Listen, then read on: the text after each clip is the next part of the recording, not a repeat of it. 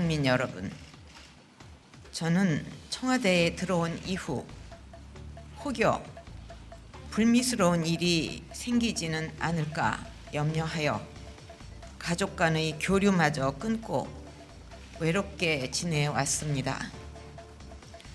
홀로 살면서 챙겨야 할 여러 개인사들을 도와줄 사람조차 마땅치 않아서 오랜 인연을 갖고 있었던 최순실 씨로부터 도움을 받게 되었고 왕래하게 되었습니다. 중국 춘추 전국 시대 말기 법과 사상을 집대성한 한비는 저서 한비자에서 군주는 8간을 경계하라고 썼습니다. 한비는 군주의 절반은 이들 8간에 의해 죽임을 당하거나 제명에 살지 못했다고 적었습니다.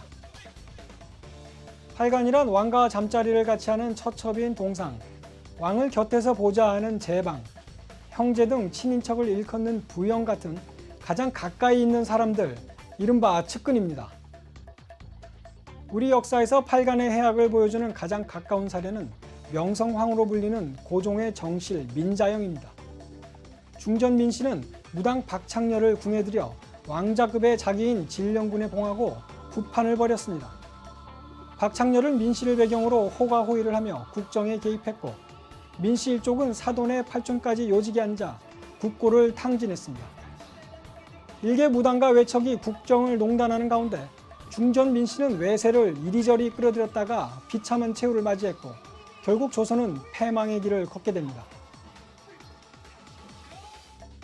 조선이 망한 지 1세기가 넘었지만 8간은 비선 또는 실세라는 이름으로 둔갑해 아직도 그 위력을 떨치고 있습니다. 한강의 기적을 이룩한 박정희 전 대통령, 현대 국가의 기틀을 마련했지만 정작 측근 관리에는 실패해 안타깝게 생을 마감해야 했습니다.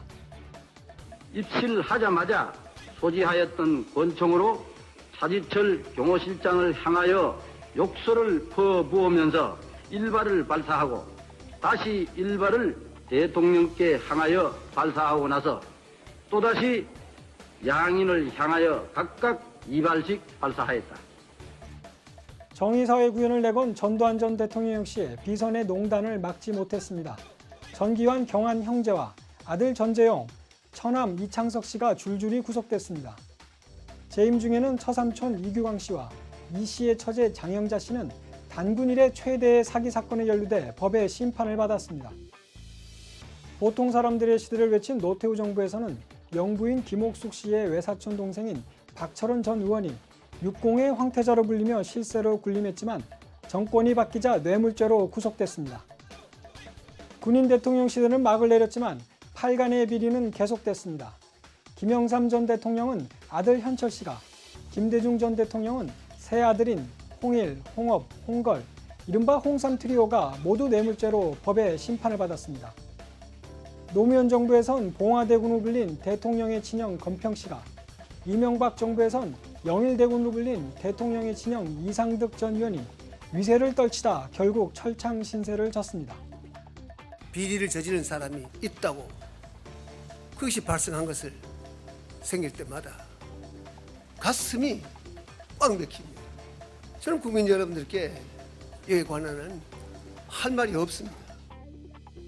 아버지 박정희 전 대통령만큼 주변 관리에 철저한 것으로 알려졌던 박근혜 대통령. 동생 근령, 지만 씨의 청와대 출입을 금지시킬 만큼 친인척들에게 엄격했지만 대를 이어 인연을 맺은 최순실 앞에서는 그렇지 못했습니다. 제가 가장 힘들었던 시절에 곁을 지켜주었기 때문에 저 스스로 경계의 담장을 낮추었던 것이 사실입니다. 돌이켜보니 개인적 인연을 믿고 제대로 살피지 못한 나머지 주변 사람들에게 엄격하지 못한 결과가 되고 말았습니다.